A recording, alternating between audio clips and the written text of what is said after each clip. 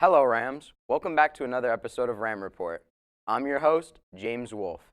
As always, bringing you the Hightstown Scoop.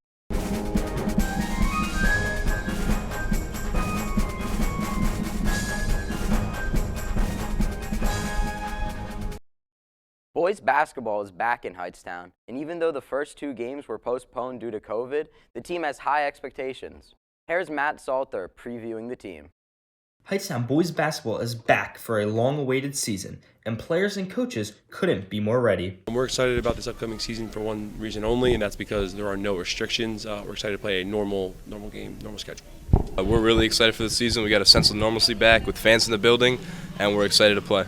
Last year, due to COVID, games were limited to only family. This season, that won't be the case, adding a major advantage back for our boys, student fans. We have the best student section at CVC, the Herd.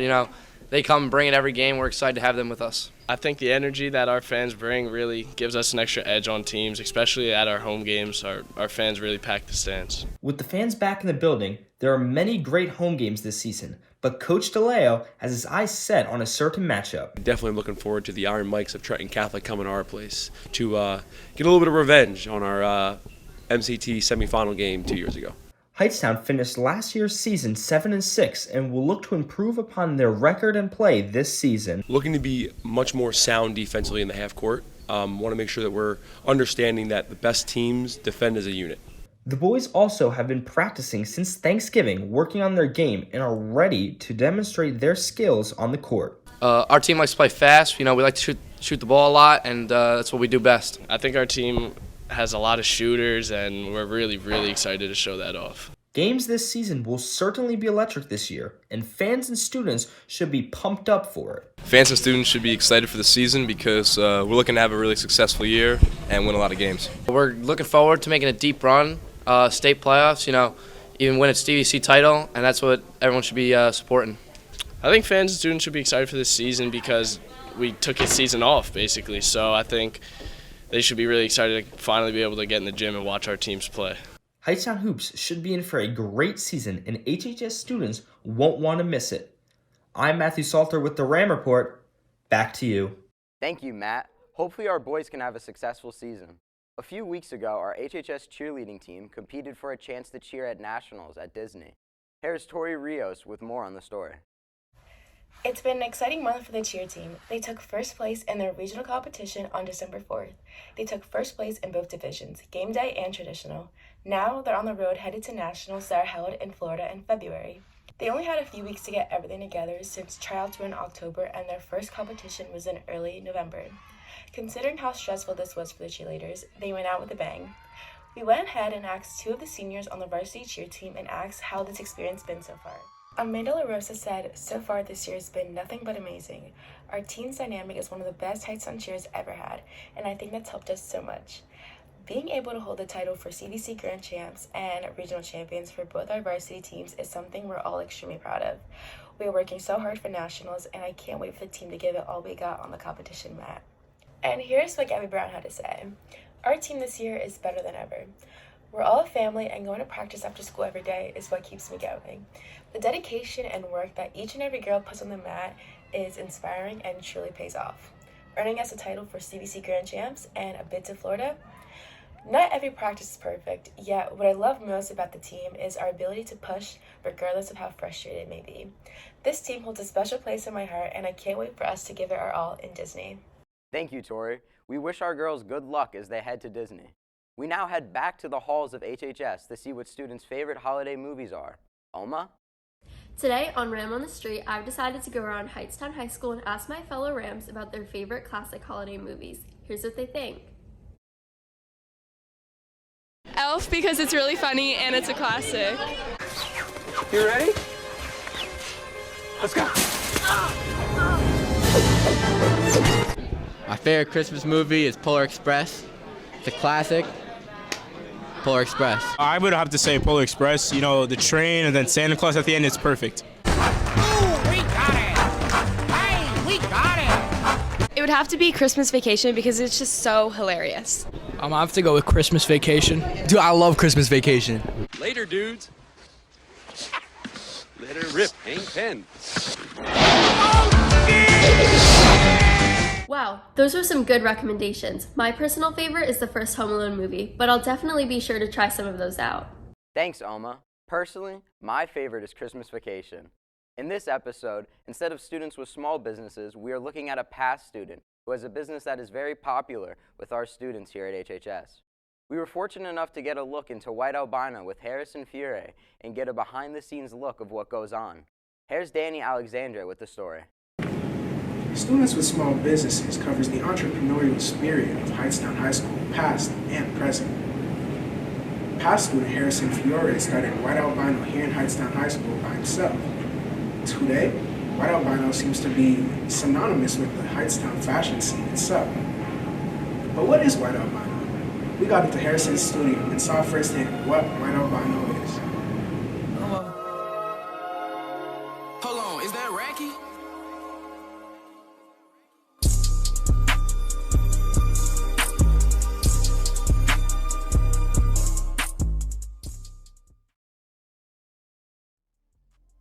My name's Harrison Fiore and I'm the owner of White Albino. White Albino started at the end of my junior year. After a brief tour of Harrison's headquarters, we asked to see a few White Albino pieces to get a feel of what his brand is all about. And this is just one of my favorite pieces just because of the quality. We've never really dropped a rain jacket or a piece other than like a regular outerwear, garment wear. This was a t-shirt that went along with it. As always, the WA embroidered on the sleeve and a little American flag to contribute to the red, white, and blue theme that we had going on for that drop. Our most recent drop was our Essential collection. So within that, we dropped t-shirt packs. These shorts are another favorite piece of mine. Maybe not specifically this color, but these shorts in general, they also dropped in our spring drop, actually. Harrison has been running White Albino for close to 2 years now. Throughout those years, he explains that he's learned a lot of valuable life lessons. Having a business has taught me a lot of tough lessons. It's really a daily struggle with owning a business. You got to be super disciplined, and you have to kind of accept that not all days are going to go the way that you want them to. Besides that, it's taught me a lot about myself and leadership, how to lead people.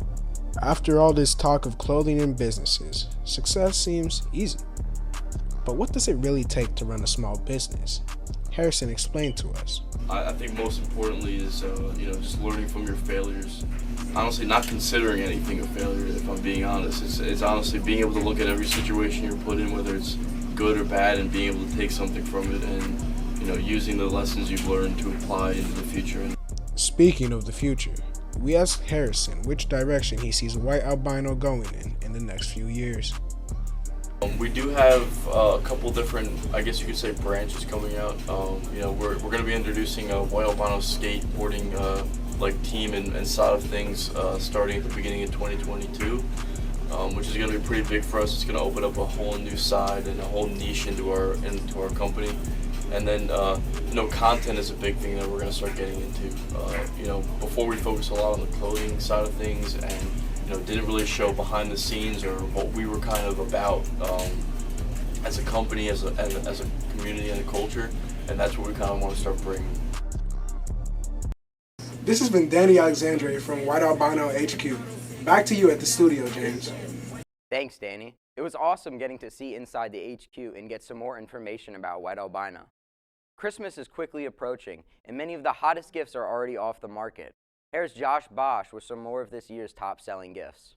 If you don't have any gifts for this upcoming holiday season, you're in luck, because we here at Ram Report have curated the best gift list for your friends and family. Do you want to explore the world of technology? Well, we have two perfect gifts for you.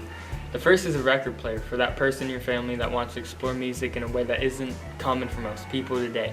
A record player can cost from $30 to $60. The second gift is a massage gun for the athlete in your family, and that can run you about $20 to $30.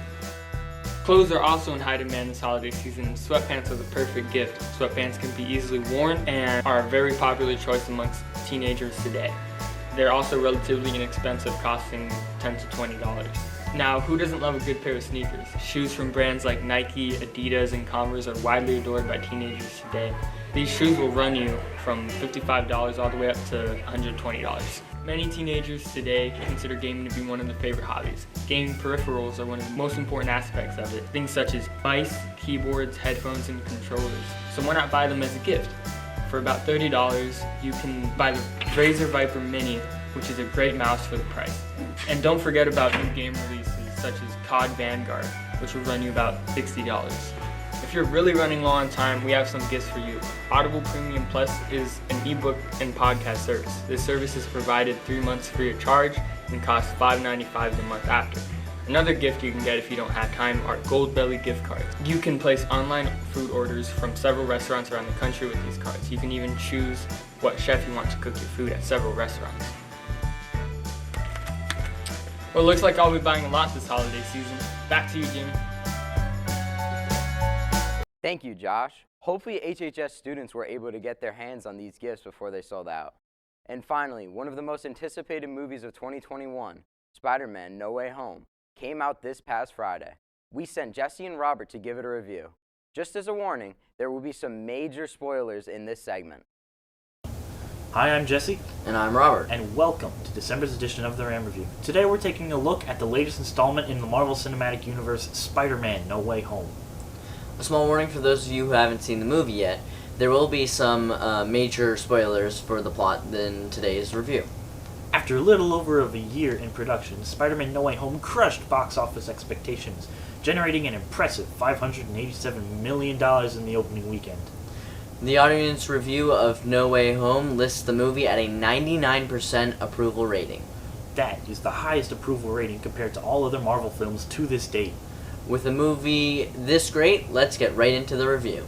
Appearing in No Way Home, old villains return from the original Spider-Man and Amazing Spider-Man films with their original respective actors. Villains such as Willem Dafoe's Green Goblin, Alfred Molina's Dr. Ock, Jamie Foxx's Electro, Thomas Hayden's Sandman, and Riaz Ifans as the Lizard. Even after all of this time, these 5 actors do a fantastic job of portraying their original characters. Familiar faces continue to appear, as J.K. Simmons as J. Jonah Jameson, and as a surprise, Andrew Garfield and Tobey Maguire as their original Spider-Man. After a bunch of teasers passing around the internet, no one was sure whether they would actually make a return, but they make their appearance towards the end of the movie. Getting more into the plot of the movie, a magic spell went wrong trying to hide Spider-Man's identity, which was revealed in the previous film, Far From Home. The magic spell caused villains from other universes to attack, and it's up to Spider-Man and Doctor Strange to send them home. Overall, this movie was a great addition to the new Spider-Man series. We give it a 5 out of 5 Rams. That's just about it for this month's Ram Review. Make sure you see Spider-Man: No Way Home in theaters now. Thank you, Jesse and Robert. Sounds like a great movie. Well, that concludes this episode of the Ram Report. It has been awesome to provide you with the best news Hightstown has to offer. I'm James Wolfe, and as always, have a Ramtastic day.